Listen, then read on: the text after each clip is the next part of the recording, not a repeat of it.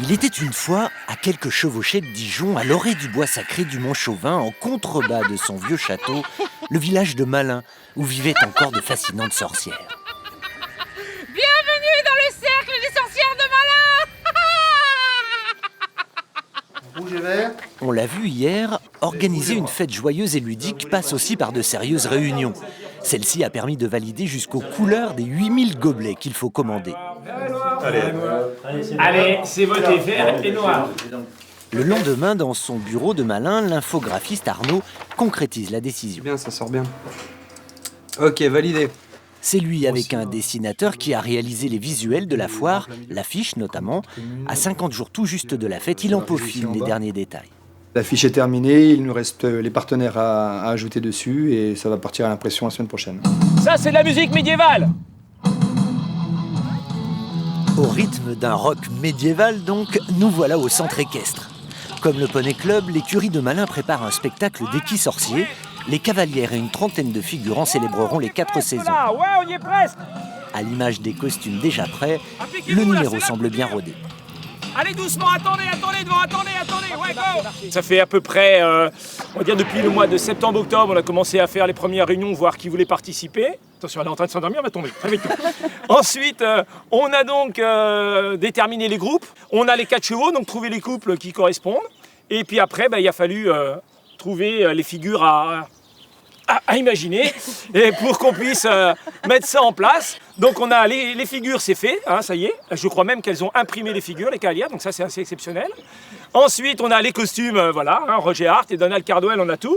Il va nous rester maintenant plus qu'à trouver la musique. Parce que ce qui compte, c'est les spectateurs qui vont être là, ils vont voir quoi. Les 2 centres équestres de Malin et bien sûr les sorcières du village contribueront donc beaucoup à la magie de la fête. Ça jette. 12 troupes viendront aussi pour des déambulations et quelques 60 représentations tout au long du week-end. Vous avez dû couper dans les coins. 130 artistes au total qu'il faut loger au village. Et ça, ce n'est pas le plus facile. Actuellement, on avait une troupe qu'on pouvait loger chez une personne et malheureusement, elle a toute sa famille qui vient pour la fête. Donc du coup, il faut qu'on retrouve un logement d'une personne. Ouais. Mais à force de porte à porte, David et Daniel réussiront à caser tout le monde. Chez Arnaud, autre défi de taille, la ripaille, comme on disait au Moyen-Âge. Arnaud et ses sorciers de la restauration devront gérer des milliers de sandwichs et de gaufres avec uniquement des produits artisanaux. Et challenge supplémentaire cette année, des œufs en meurette. Pour le week-end, on va en faire 1200 portions, soit 2400 œufs et à peu près 150 litres de sauce. Une grosse logistique pour réaliser tout ça, quoi. Donc en s'y prenant quelques jours à l'avance. L'arrivée du public, avec les 5 à 7 000 charrettes à moteur que cela suppose, encore un gros tracas pour les sorcières.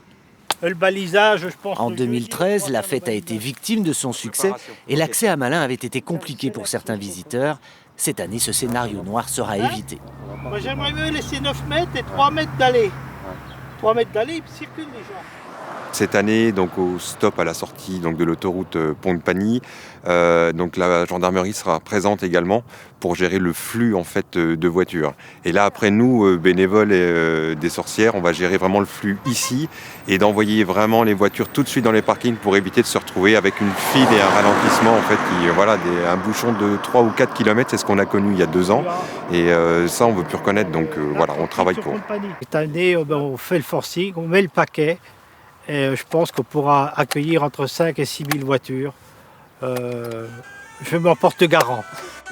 15 à 18 bénévoles seront mobilisés pour cela. Voilà l'un des gros soucis réglés. Mais il en reste encore quelques-uns d'ici la fête.